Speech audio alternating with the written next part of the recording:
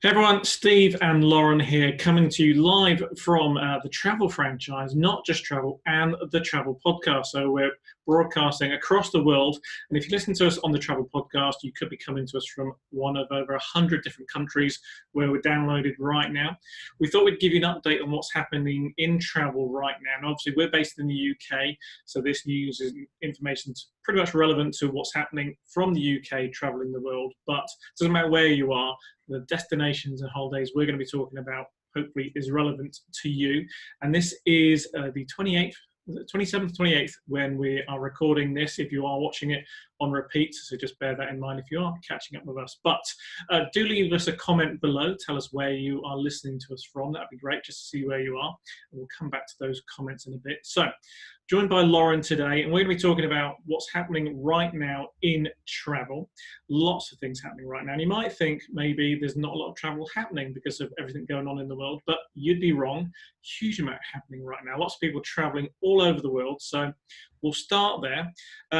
Lots of people probably don't realize you can actually travel right now, Lauren. So where are people heading off to right now?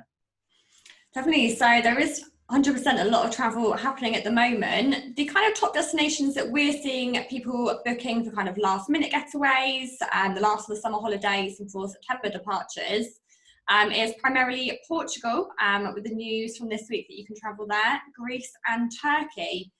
So a lot of the Greek islands are as popular as ever. So those are our top three at the moment, and we're seeing a lot of bookings coming in for those and a lot of people just starting to get away. So very popular.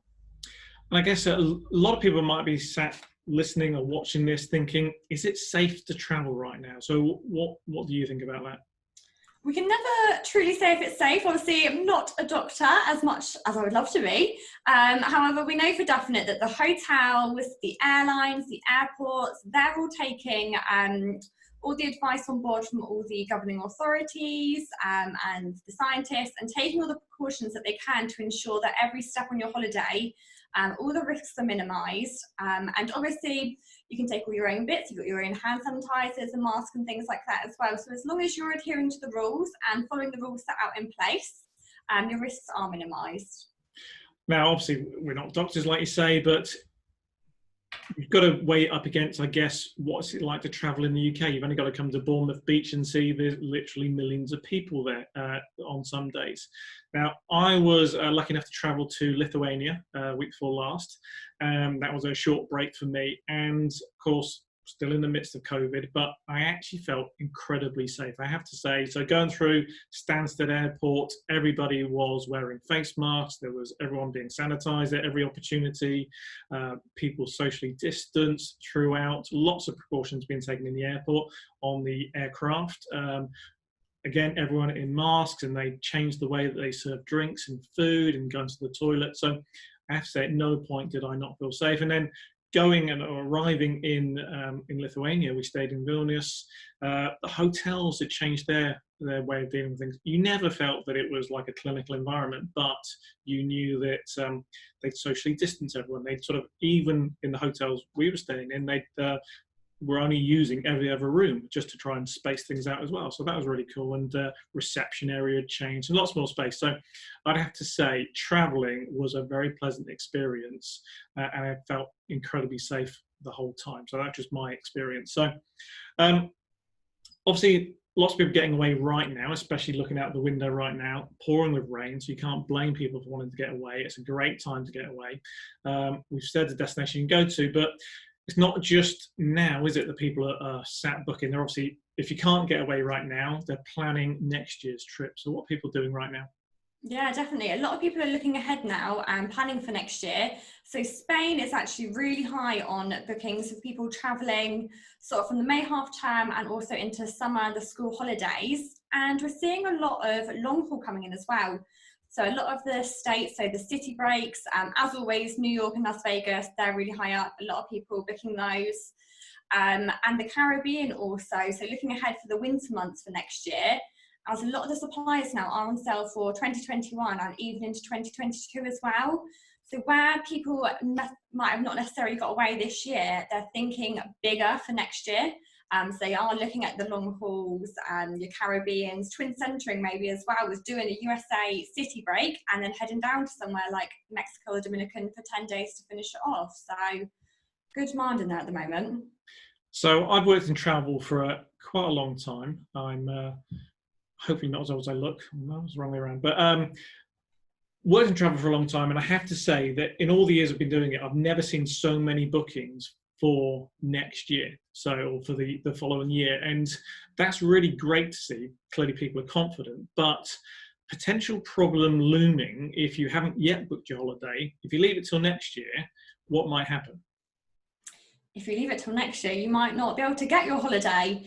So as the bookings are coming in quite fast for next year, obviously the seats are booking up, the hotel rooms are booking up, and the availability is already getting low, which is why I think then people are looking for the year after.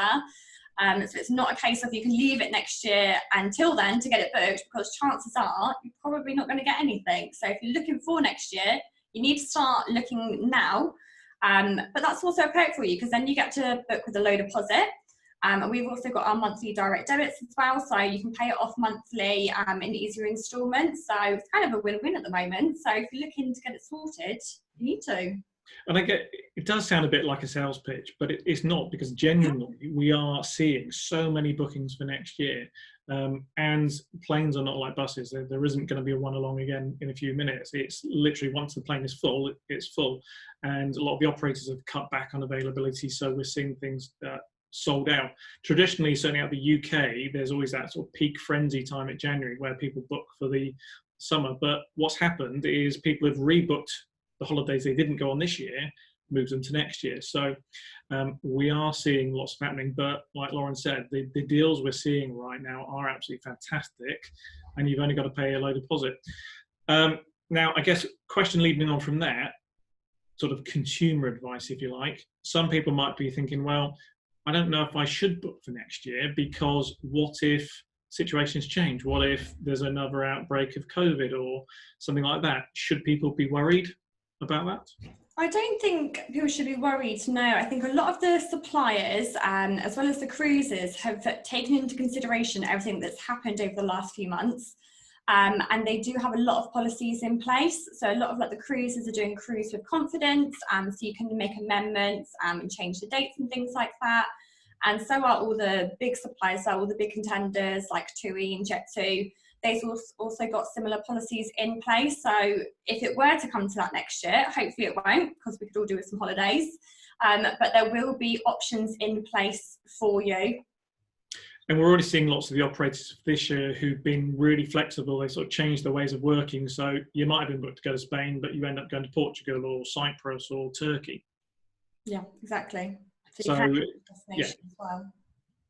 I guess the message is, don't worry, the operators have it in hand, they'll look after you and you'll get to rebook it. So book now, get the best deals, and yeah, have a sort of stress-free experience between now and when you go away, hopefully. So you mentioned cruises. Now, we're on the south coast, Bournemouth, and parked right outside our doors really are lots of cruise ships every single day where they're not currently cruising. Actually a fantastic sight to see. But cruising is a big market, certainly out of the UK, but around the world. 2 million people a year go cruising from the UK. What is cruising going to look like next year? Because it is going to come back and people are going to go cruising. So what can we tell people about cruising?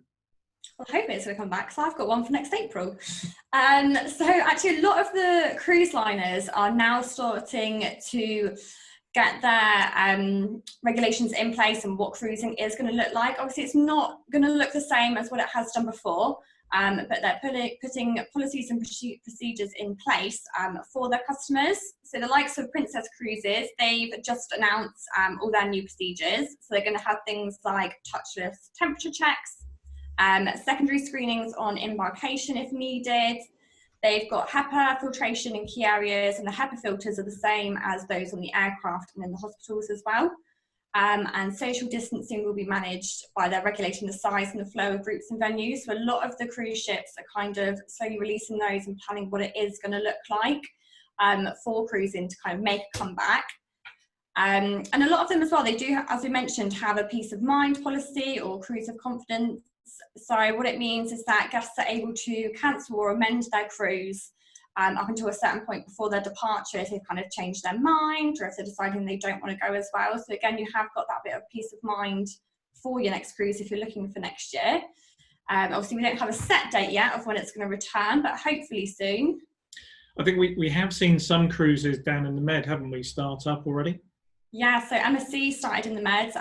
Their first sailing, I think it was a week or two ago. And you can tell that they are following this. I did see in the news, actually, a family weren't sticking to the rules and they weren't allowed to board again. So it's nice to see that they are 100% sticking to everything that they've got in place.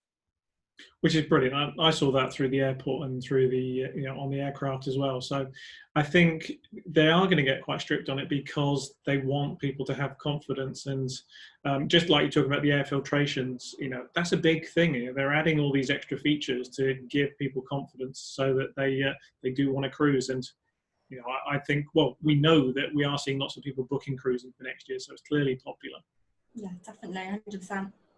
So we're also seeing a lot of talk about longer haul destinations right now. Now, you may not be able to travel to them currently, but we're certainly seeing a lot of positive news, aren't we? Yeah, definitely. I think it's come out today. There are actually talks of an air bridge between New York and London, which is quite exciting. So actually when I read into the article, so we have still seen the States rates are quite high at the moment, but New York's rate was actually lower than England, which is why they're looking to form an air bridge with New York. And again, some of the other Caribbean destinations are starting to set out their policies for welcoming back tourists, which is good to see as well. So they've got things in place, whether it's going to be a negative test that you'll need to fill in forms before you go as well. So they're beginning to see phased reopening, which is exciting news, to be honest with you, and hopefully have some more destinations that people can start exploring again.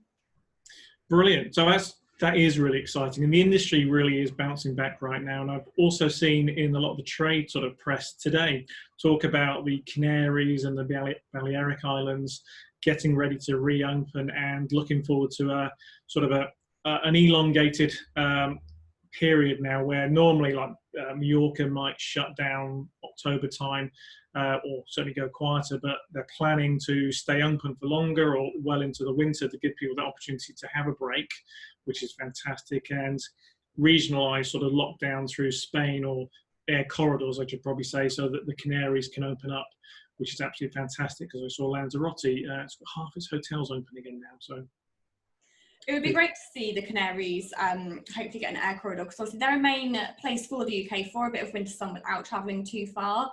So it would be great to kind of see that come back for the winter, and I'm sure the demand will be quite high for it as well. Fantastic. So lots of great news right now. We'll be back soon with another update on what's happening in the travel world. In the meantime, do download our podcast. Just search through iTunes for the Travel Podcast. You can find it there, or through our website, and download the latest episode, 2 episodes per week. And you get all the latest travel updates and learn about different destinations. Thanks, Lauren. Thank you. I'll catch you soon.